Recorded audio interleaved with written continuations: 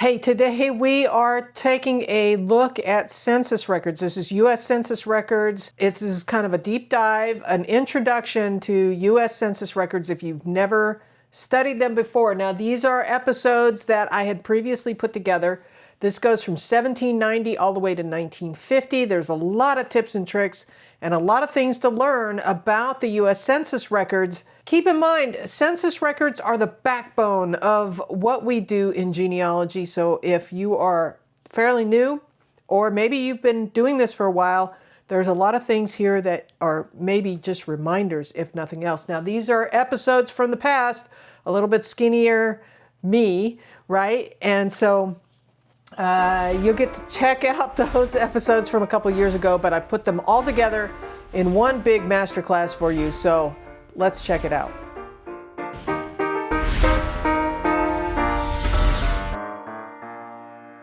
All right, so the U.S. federal census records were taken every 10 years. And for genealogy, if you're not using census records, you should be. The U.S. Census records for genealogists is kind of the backbone of your research. You must be using census records. Population schedules are going to be the most beneficial for you. And there are several other records that are available as well. And those are non-population schedules, the Indian schedules, the agricultural schedules, there's some slave schedules. But for today, we're going to focus mostly on the population schedules. So the schedules, these US schedules, if you're new to genealogy and you've never used the US federal census before, you're going to find this to be probably one of the most valuable resources that you have in your toolkit.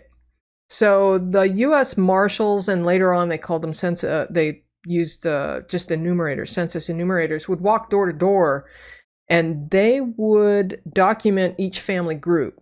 Now, in the early census records, they only documented the name of the head of the household, and then later they added all names. So we'll go into each one of those here shortly. Information was provided by various people.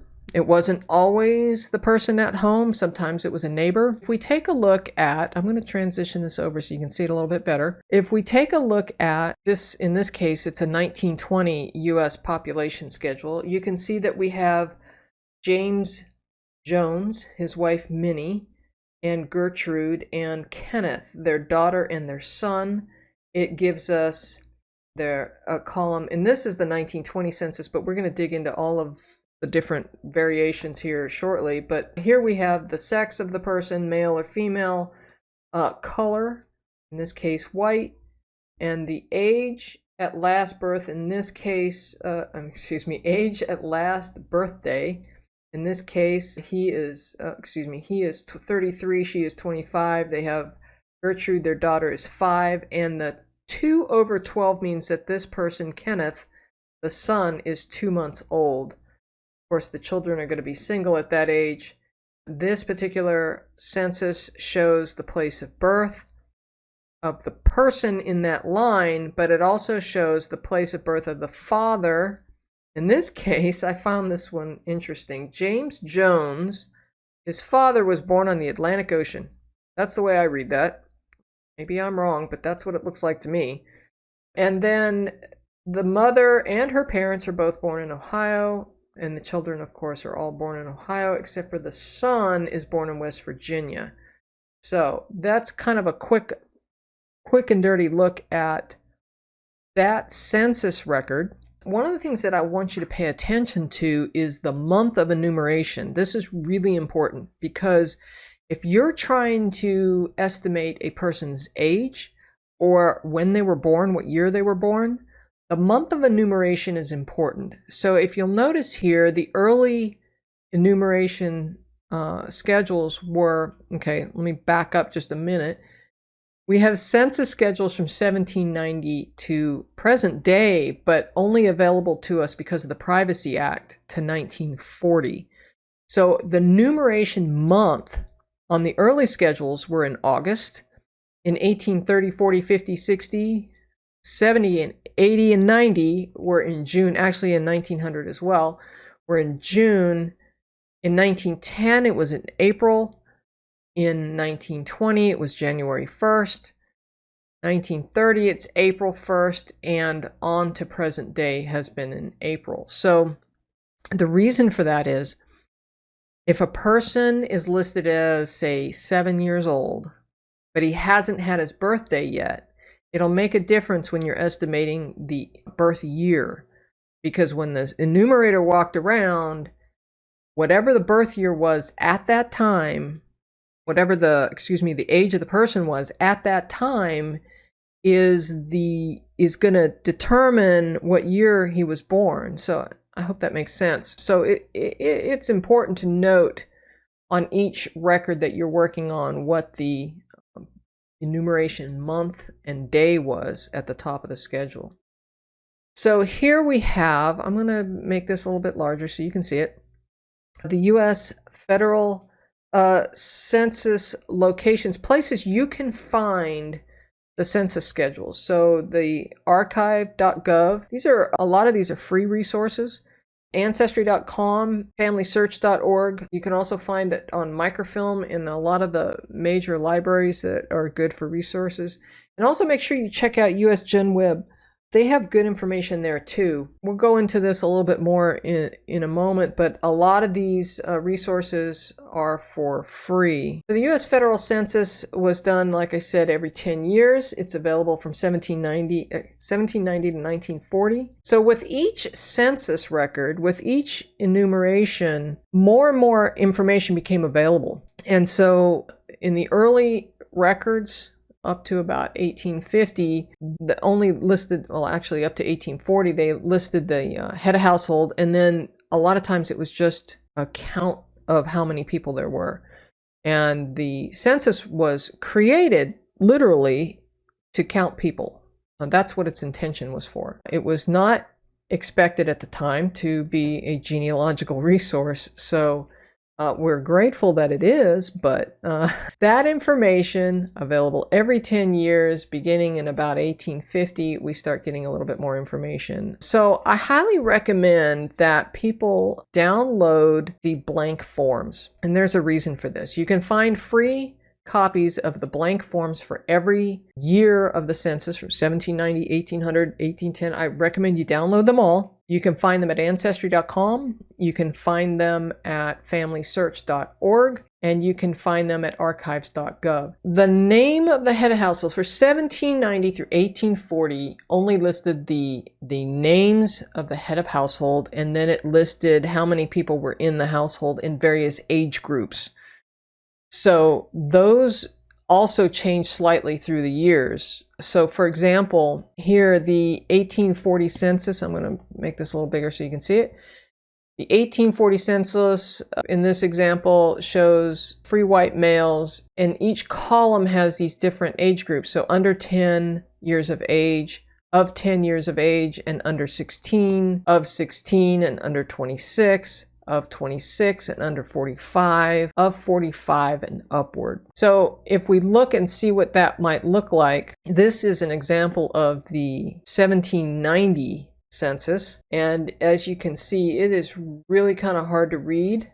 This says free white males of years and up, of 16 years, no, of, see, I can't read it, right? So this is why I advise you to download the schedule. The blank forms give you the ability to read the titles, the headers on the page, because quite honestly, it's a cheat sheet, right? Back in the day, we used to use these forms when we went and pulled the microfilm, and we sat at the microfilm reader and we would fill in these forms to help us document what we found in microfilm. And then later, this is dating me, later we were able to get copies of those microfilms. So, you know, I've got these giant copies of microfilm. Now everything's online, but I still believe in the forms because those headers are invaluable. And that gives you the ability to really read what this says, 16 and up, including heads of families.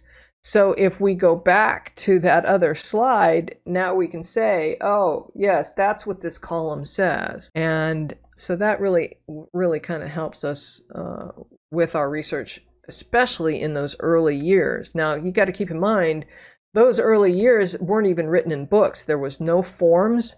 There was, you know, this is an example of the 1840 form, but there were no forms. They just put it on any piece of paper they had. They were told what columns they had to have and how they were counting the families, but the reality is there was no forms back in the early days. So those are examples of the forms that can help us with the headers. Now, those headers change over time, and the reason I'm pointing this one out, and I know this may even seem hard to read, but each one of these columns begins to change. For example, this first one says under 5 years of age, of 5 years and under 10. So they're now broken these down, and these are males, by the way, and then we've got females over here. And this, by the way, this whole section here is the left-hand side of the page, and this is the right-hand side of the page for the 1840 federal census. And again, this is just a form I downloaded off of archives.gov. But as you break this down, you can see this one says of 20 and under 30. So they're breaking down the age groups, and they are literally putting in these columns the head of the household's name, and then they're putting tick marks as to how many people are in each age group.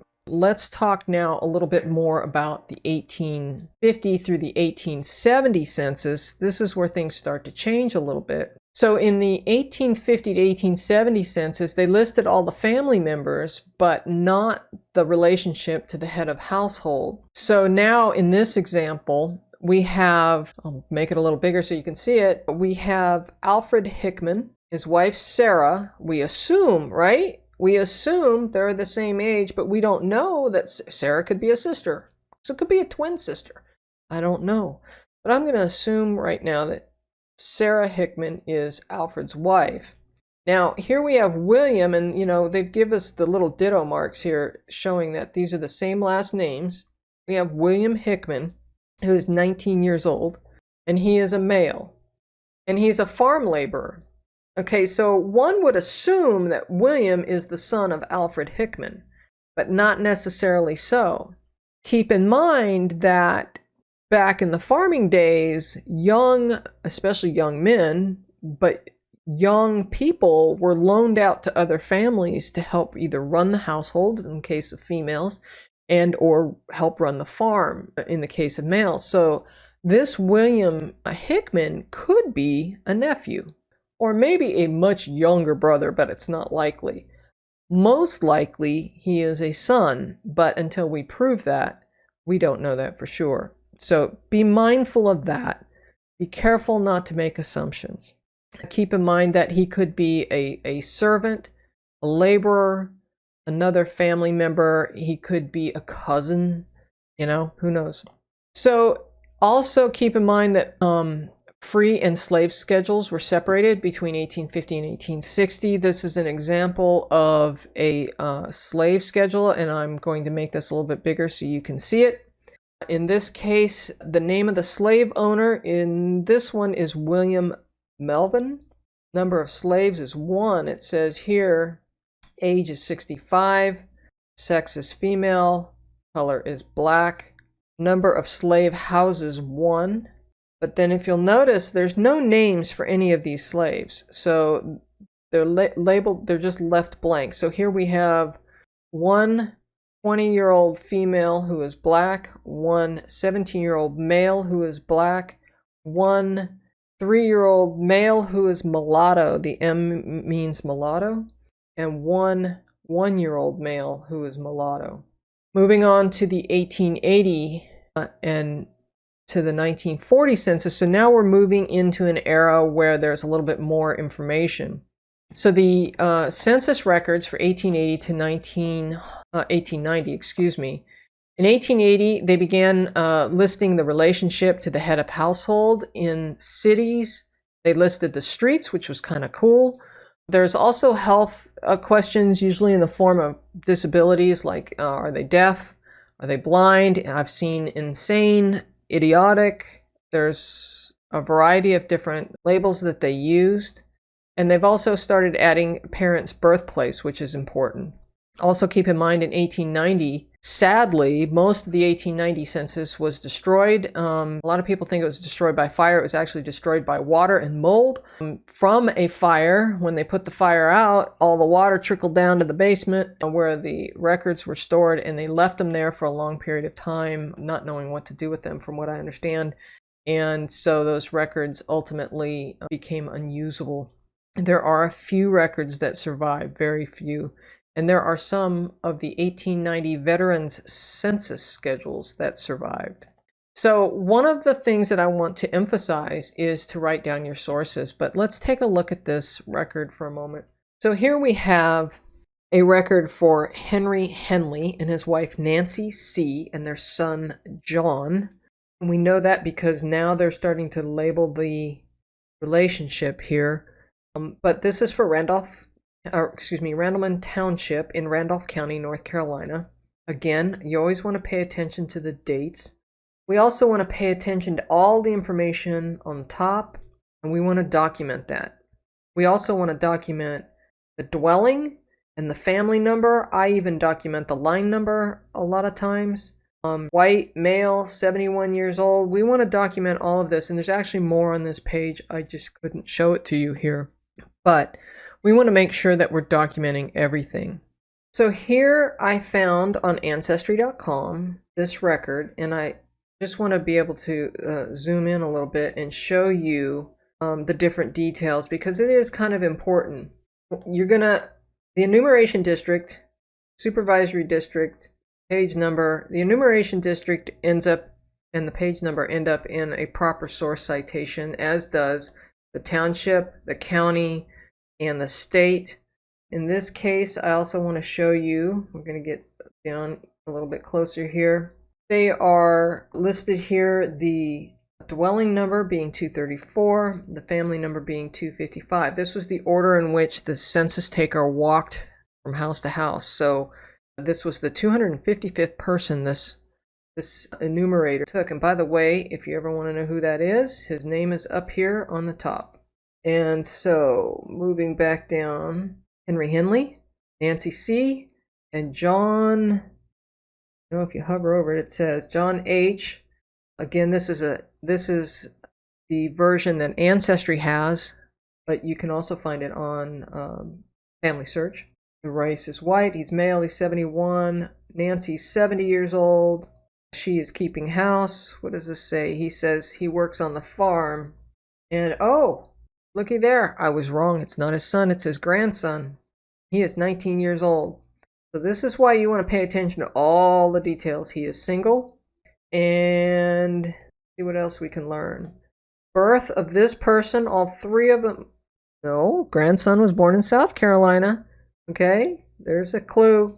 All right, so Henry and Nancy were both born in North Carolina.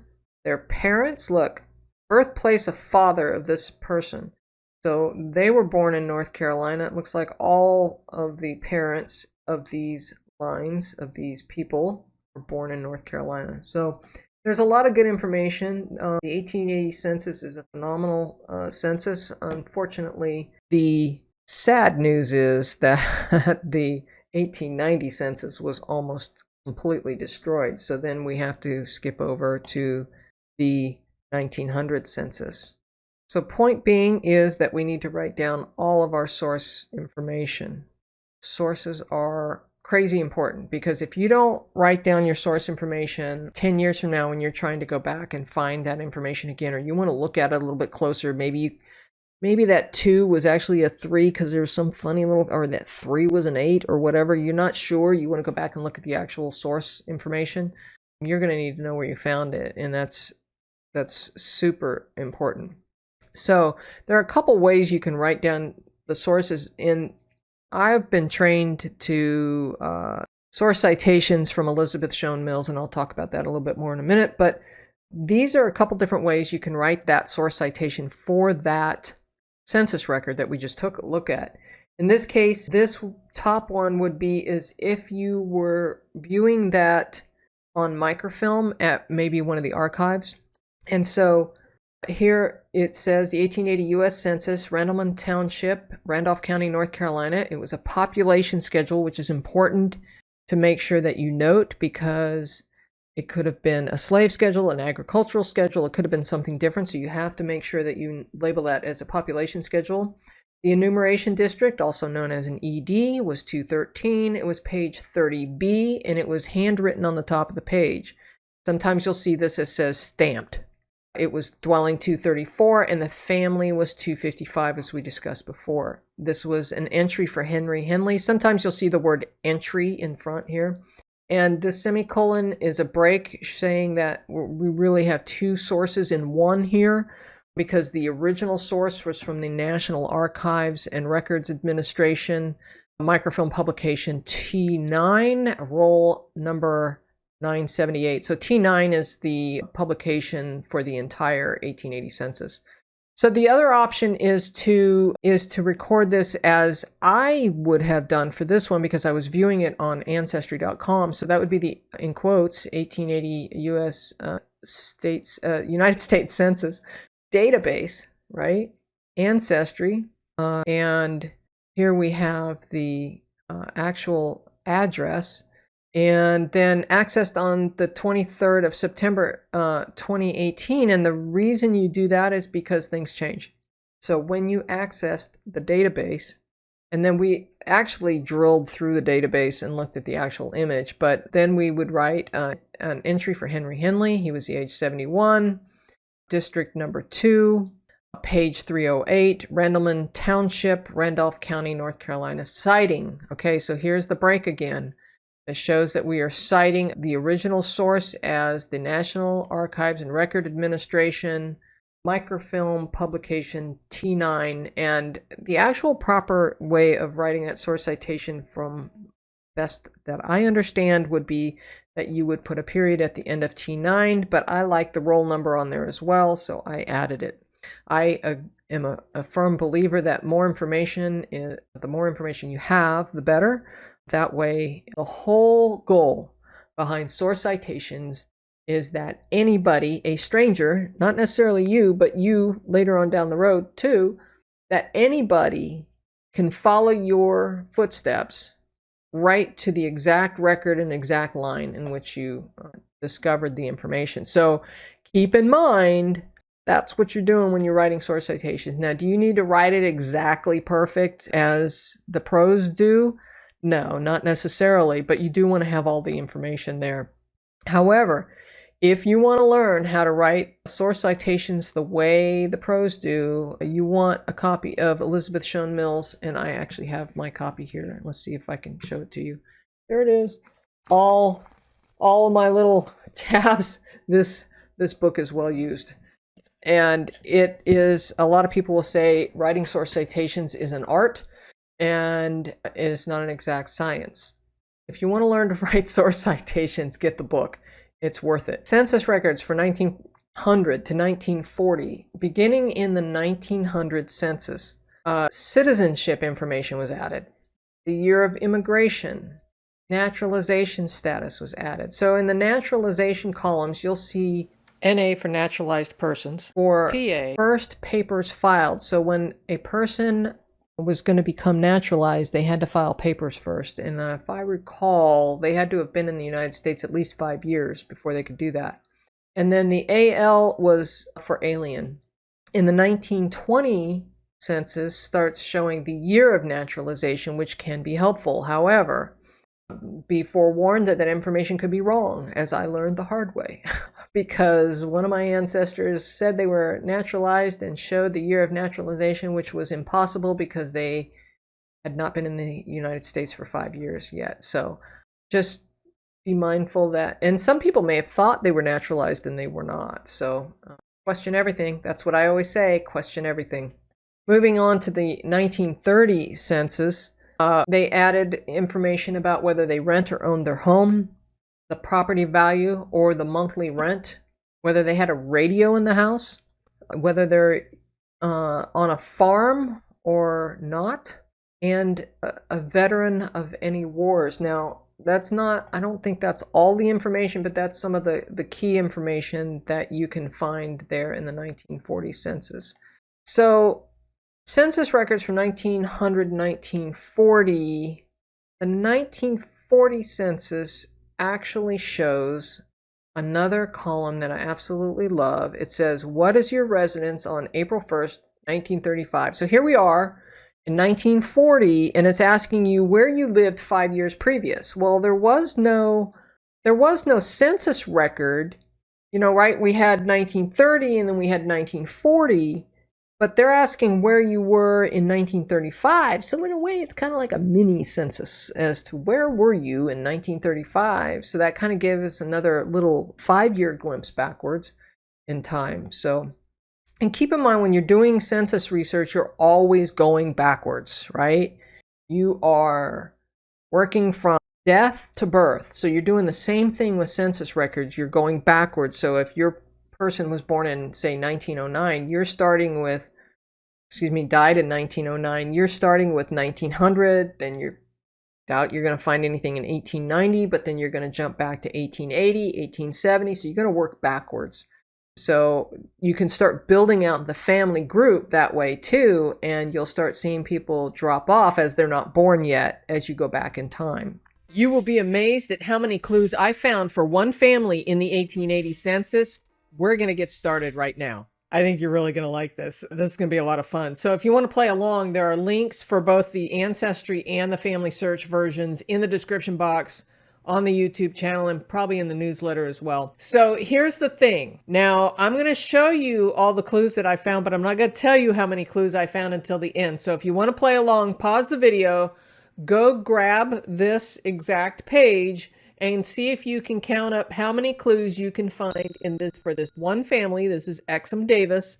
As you can see right here, there he is, Exum Davis and his family. How many clues can you find for this one ancestor on this one page and this one family? We're not talking about the neighbors. We're not talking about the fan club. That's a whole other strategy, right?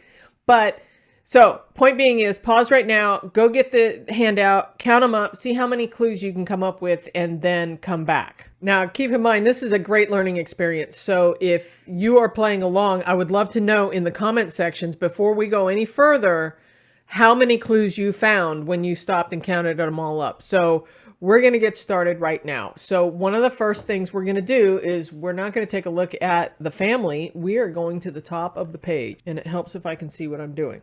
There we go. Okay, so at the top of the page, all of this information is clues. Now, I know that we might want to call them facts, but I'm calling them clues, okay? Really, the page number in ED is information we need for our source citations. One of the things you want to pay attention to, it says, Note A, the census year begins on June 1st, 1879 and ends on May 31st, 1880. This is important. This is actually a clue.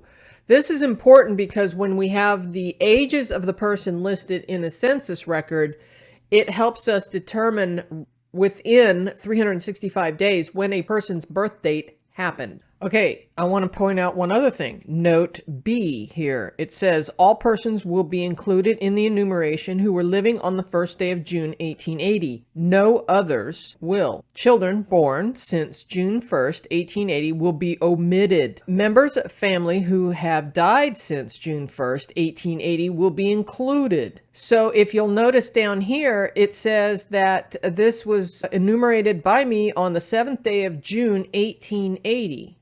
So that means anyone born between the dates of June 1st, 1880 and the 7th day of June, 1880, those children will be omitted. Moving on. Note C, questions number 13, 14, 22, and 23 are not to be asked in respect for persons under the age of 10. Now, when we go look at what 13, 14, 22, and 23 are. 13 is about occupation.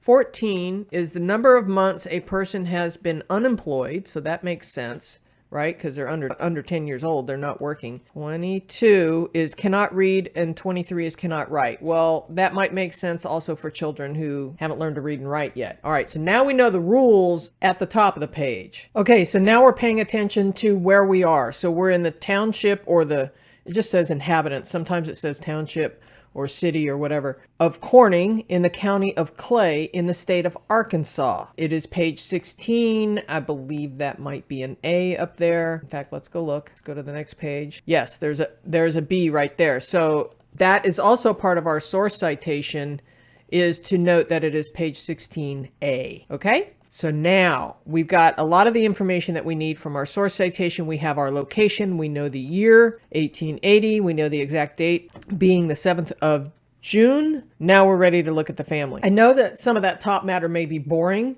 but it's important because it'll help you slice and dice some of the clues a little bit later, depending on the census record that you're working with. So in this case, here we are. We don't have a street number, we don't have a house number, but we do have a dwelling number and a family number. Dwelling number and family number 31, they both happen to match in this case. They don't always. And again, that's part of your source citation if you're writing professional source citations. All right, so we have Exum Davis. There's a clue. He's white, he's male, he's 52 years old. So if we are looking at those birth dates, if he's 52 years old on June 1st, 1880, his birth year is about 1828. That gives us a birth year. Now we could really slice and dice it really down into those 365 days based on the census year. If we want to know exactly within the time frame, we could figure that out. He is married. He is a farmer. 1 month unemployed. Interesting. How can you be unemployed as a farmer? Maybe it's the winter months. He cannot read and he cannot write. Now this brings me to another clue. We'll talk about that here in a second. He is born in North Carolina. His father was born in North Carolina and his mother's born in North Carolina. Bear with me. We've got some interesting clues here. So Exum Davis is the head of this household. You can tell that because of the dwelling number and the family number is next to his name, okay? And every other relationship that we have in here is the relationship to the head of the household and no one else. That in itself is going to be important information to know as we're starting to figure some of this out. Elizabeth, that is either an A or an M. I can't tell. You could come down here and look and see what they say it is. The person who indexed this said it's an M. Keep in mind that is not always correct on the indexing. So if that is Elizabeth M, that's fine. White, female, 53 years old. Again, Elizabeth Davis at 53 years old. That means she was born about 1827 and she is his wife. She is married, as they both are, and she is keeping house. She's born in North Carolina. Her father is from Virginia, which if you'll notice in this family, that is the only not North Carolina person in this group. So that might be a clue as well. Mother is born in North Carolina. All right, moving back. We have Elizabeth Rowland, different last name in the same household. You can tell because there's no new dwelling number here. White female. That says 22 or 23. That gives us an approximate birth year. She is the daughter and she is a widow. So this is interesting news. She's either 22 or 23. It kind of looks like a 22. If she's 22 and she's already a widow, what happened to her husband? Interesting, right? Then we continue on. So this goes in chronological order of the children. So that is the daughter of Exum. It does not mean she's the daughter of Elizabeth. Keep that in mind. So I'm trying to kind of bend the way you think, because it would be assumed by most that Elizabeth up here is the mother of this Elizabeth Rowland. Not necessarily so. What if Exum had previously married? Okay. All we know is what we have in front of us. All right. Then we have Wiley J. Davis, who's a white male. He's 20 years old. He is the son and he is single. Everybody else after that is single. We have Angelina. We have Caroline. We have Louisa. We have Margaret, and we have William P. That's an abbreviation, WM for William. And if we notice some of these relationships here, Louisa is the granddaughter at 14 years old. So each one of these, by the way, these ages gives us a clue to the birth year, right? They're all white, so that's consistent.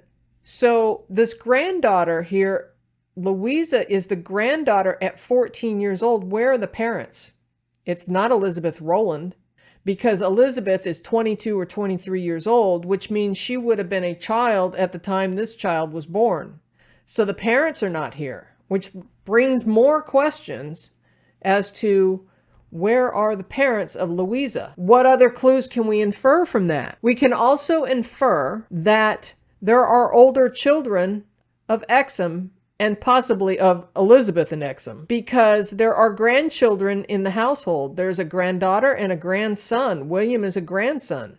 And this 11-year-old, even if Elizabeth Rowland was the mother, she would have been, what, 11 years old when she had William? Not likely. So more than likely, that gives us some more clues that Exum and possibly Exum and Elizabeth have older children, possibly more than one. It could be that Louisa and William are siblings, but we don't know that. So here is some more interesting information. If you take a look at William, he's 11 years old in 1880, which means he was born about 1869. He was born in North Carolina, which means that this family migrated to Arkansas between 1869 and 1880. There's a migration here. Okay, remember we were paying attention to some of the rules at the top of the page. Now we're going to pay attention to some of the rules at the bottom of the page because it provides us more clues about this family. So if we note here, it says, note D, in making entries in column 9, 10, 11, 12, 16 to 23 in the affirmative mark only will be used thus, with the exception of a case of divorce where a person in column 11 would be marked with a D. Okay, so we're going to go to the top of the page and take a look at that. Okay, so columns 9 through 12 have to do with marital status, single, married, widowed, or married within the census year. Okay, so 16 through 23 have to do with disabilities. 21 through 23 have to do with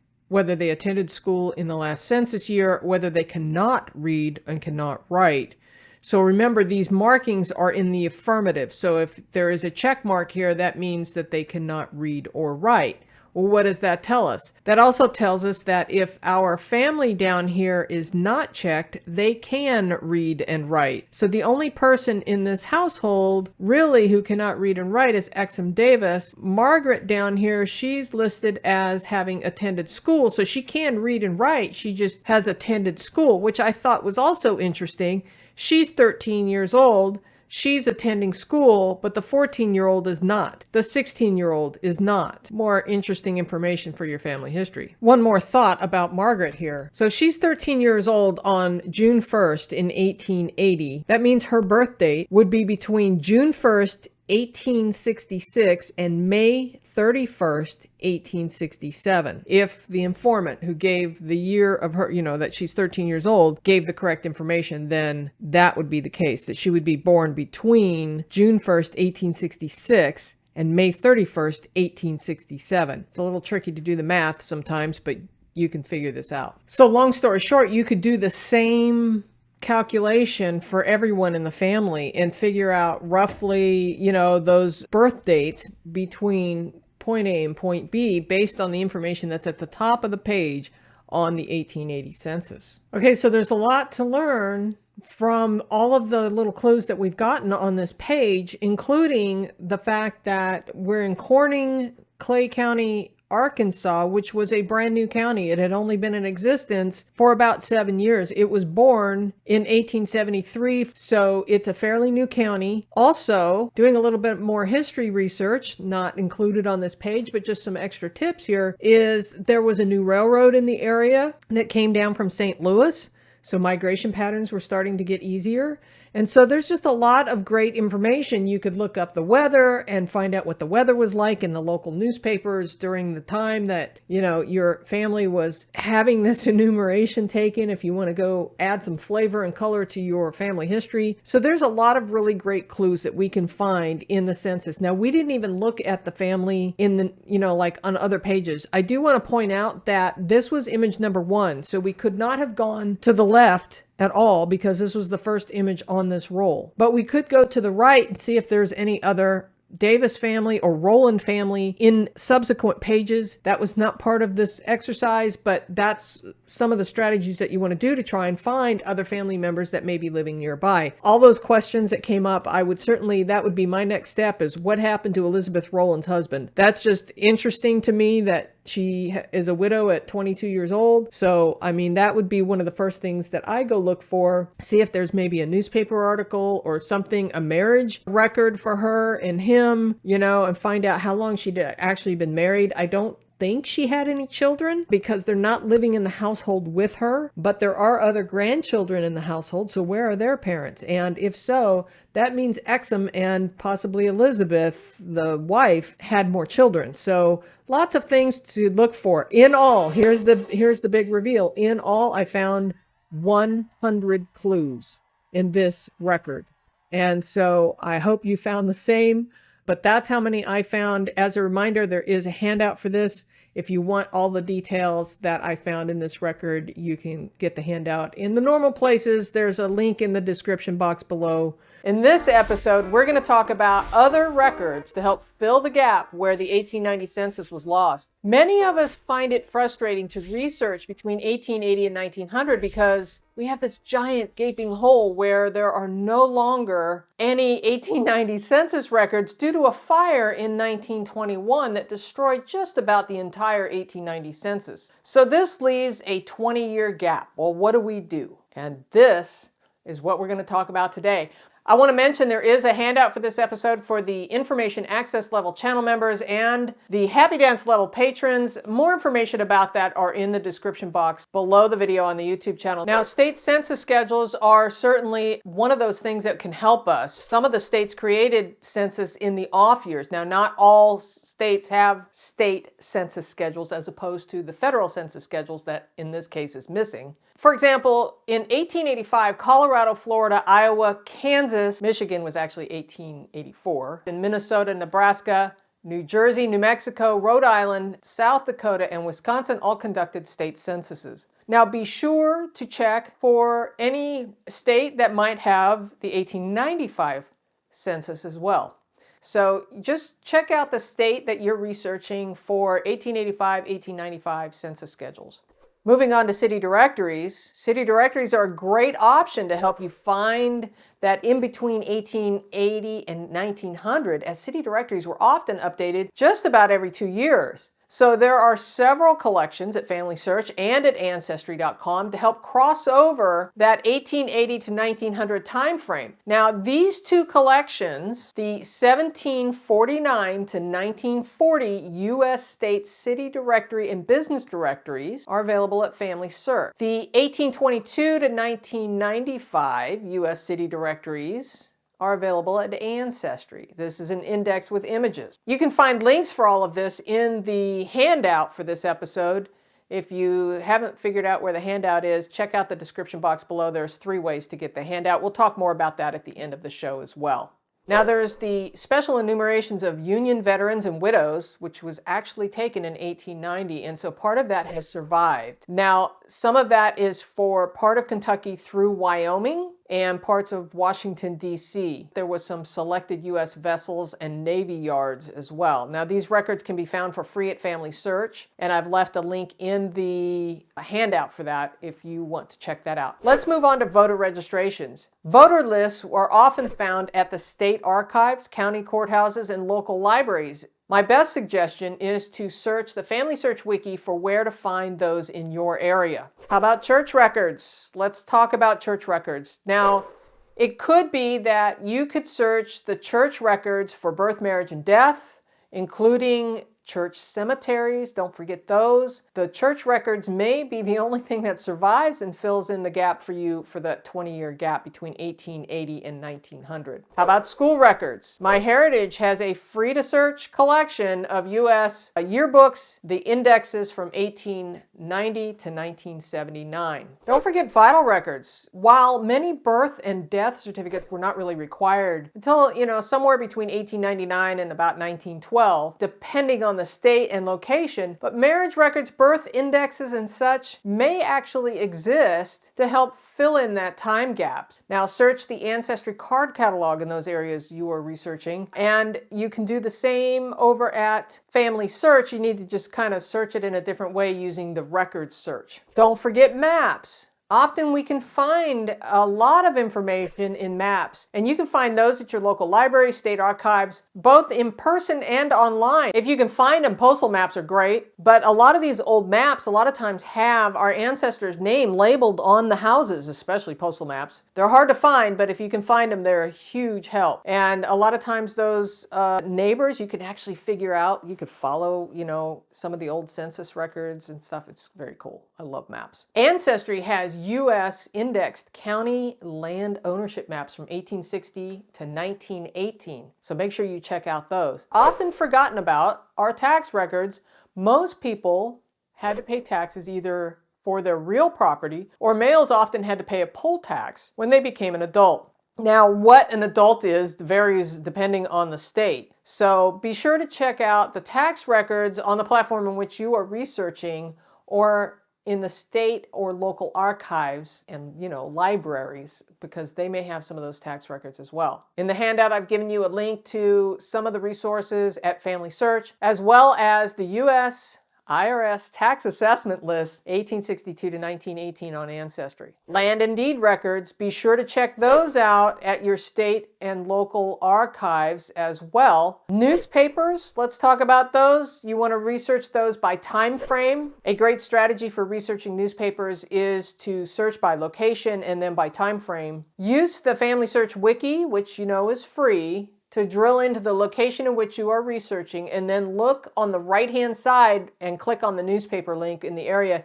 and see what newspapers are available for the time frame in which you are researching. Here is a list of some of my favorite newspaper repositories. Chronicling America, which is free. Genealogy Bank is a subscription. Newspapers.com is owned by Ancestry, but is also part of their subscription. Newspaperarchives.com is a subscription. Check out the state archives, which is free. So see the handout. If you haven't seen this, go over to genealogytv.org. There's a handout over there about the state archives, and it's got every link to every state archives online and their digital collections. That one's worth the price of admission. Now, Ancestry has created this database specific for filling in the gaps for the 1890 census. So they're calling it the 1890 Census Substitute Searchable Database, which compiled all the specific research records that may help you fill that gap in this time frame. So it contains fragments of the actual 1890 US federal census, or what's left of it anyway. Additionally, they have the 1890 veteran schedules, as well as a long list of records such as city directories, tax lists, voter registration, to help you fill the gap. That might be your one-stop shop to go research a lot of what's already on Ancestry. I personally like to search each database separately as well, in case you're not finding what you need. Now, don't forget, you want to go to the card catalog in Ancestry and search specifically by era, right? The time frame in which you're working. So here's a quick tip on how to use the Ancestry card catalog. So you go to search and you drop down to card catalog, and there what you do on the left-hand column is scroll down to where you can search by location. So maybe you click into USA and maybe the state in which you're researching, or just stay at the USA level. And then you can select the 1800s, for example, at the top of the list, because if you click into 1890, you may actually filter it down too tightly. So choose the state and county in which you're researching if you choose to, and then search for the results. Now, if the results are too few when you drill into the county, what you want to do is you want to back up and take the county out so that you're at the state level, and you'll get a lot more records. Now, in the upper right corner, you can sort by record count, which gives you the best odds of finding good results. You're going to find more records if you sort by record count, which brings the record sets with the most amount of records to the top. Then strategically, by opening in a new tab each of the record sets that look interesting to you, such as census or voter lists and so on. By opening each record set in a new tab, this preserves your original list. Then close each tab as you finish your search. When I was doing this research, I found this book by William Dollarhide that was produced just a couple years ago, and it is called The Substitutes for the Lost 1890 US Federal Census. I will leave a link in the description box on how you can get that at Amazon. Hey, today we are talking about the release of the 1950 US Census. So I am here to share with you what I know about the 1950 US Census, and we're going to talk about all of that coming up in just a moment. I am so excited about this. I can't wait to dive in. Please subscribe and ring the bell so that you get notified each time I upload a video and help me grow the channel at the same time. All right, so Genealogy TV has a website, a newsletter, and a Facebook page. You can find links for all of that in the description box below. I'm the United States Census taker. Answer all his questions. It will mean better community conditions, accurate congressional representation, and by law, census information is as confidential as your vote. Helping the census helps Uncle Sam. Make sure you count in America's future. All right, so the 1950 US Census will be released on April 1st, 2022. Now, if you think about it for a moment, the 1950 Census was the first census post-World War II. The baby boom had not come along yet, and, well, at the time the census was taken, 151 million people were living in the United States. The peak populations were in Detroit, Chicago, and St. Louis. Only New York and Los Angeles would have larger populations. Now, Detroit, Chicago, and St. Louis would lose some of the population after 1950, so be thinking about that at the time if you have family that is migrating back and forth. In 1950, 52% of the households had children under the age of 18. And those children under 18 represented 30% of the total population. Now, 87% of the households were married, compared to today, which is only about 73%. Now, think about this for a moment. Only 29% of working age women were working. By 2019, 59% had women working.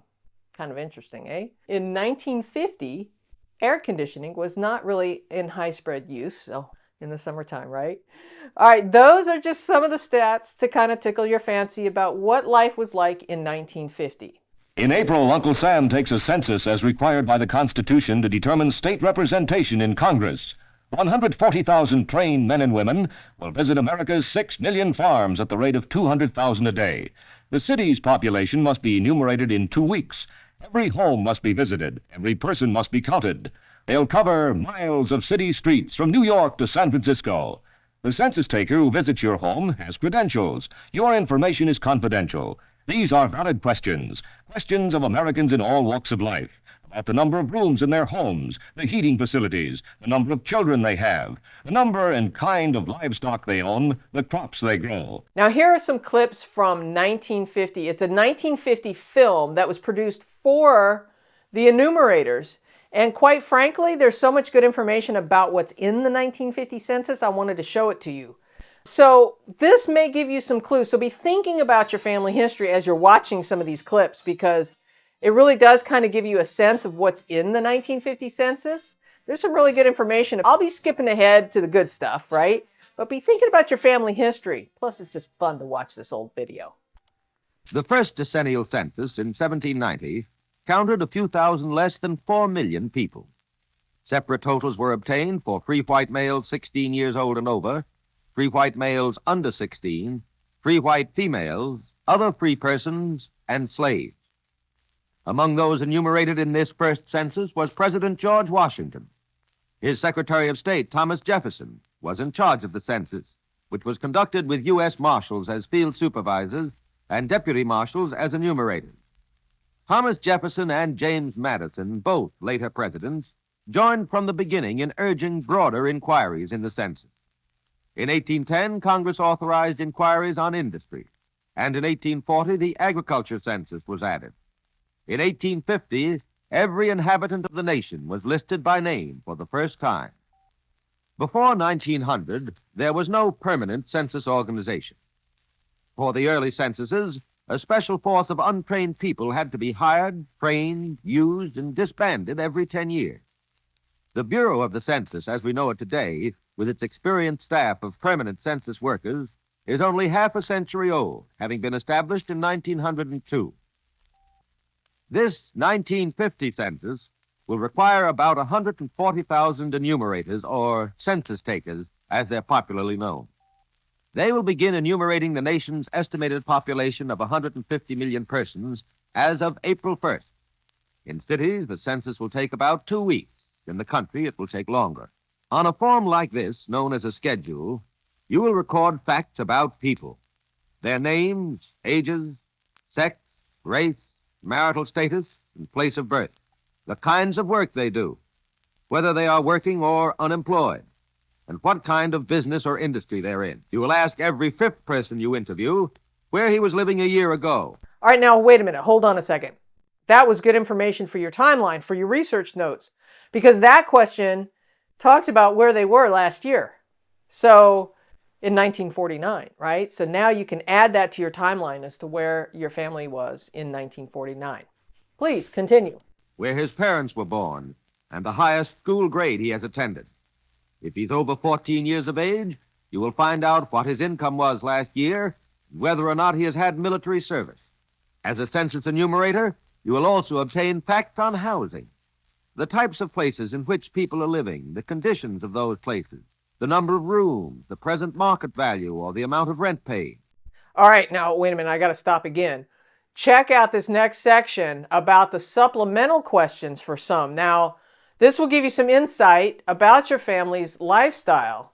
And these supplemental questions have been in some of the previous census records. So you just pay attention, because a lot of people skip over these supplemental questions. And if your ancestor falls on one of those lines that's highlighted, they're going to explain it here in a minute. But you'll see, because there's more information at the bottom of the census page. Please continue. For every fifth place that you visit, you'll find out about such things as type of heating unit, type of refrigerator, and whether or not there is a radio or television set in the place.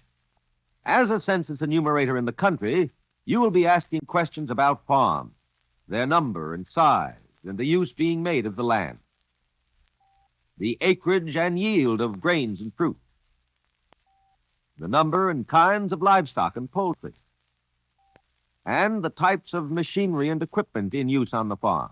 All right, well, you get the idea. Now, there were special agricultural questionnaires. The say that 10 times real fast.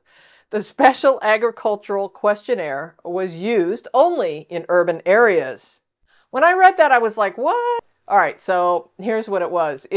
These were things like greenhouses, nurseries, etc. So they had to have 3 or more acres to be part of that special agricultural questionnaire.